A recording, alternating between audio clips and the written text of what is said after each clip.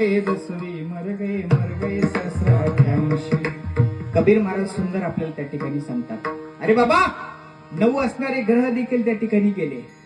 भगवंताचे 10 अवतार झाले या मृत्यू लोकात, पण त्या 10 अवतारांना देखील या ठिकाणी जावंच लागलं.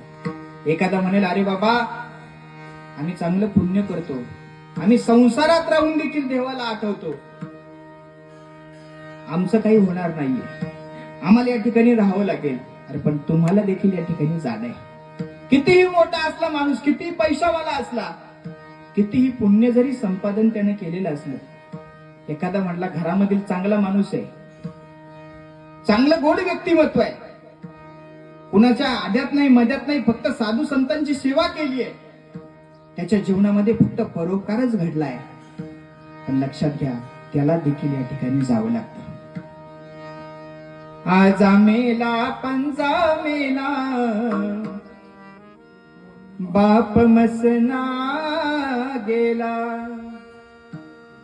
आजा मेला पंजा मेला, बाप मसना गेला.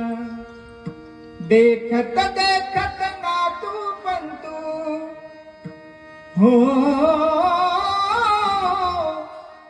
देखत देखत नातू पंतू तोही तैसा झाला. देखत देखत नातू पंतू तोही तैसा झाला. उठा रे जागा रे, पाठी भय लागले रे.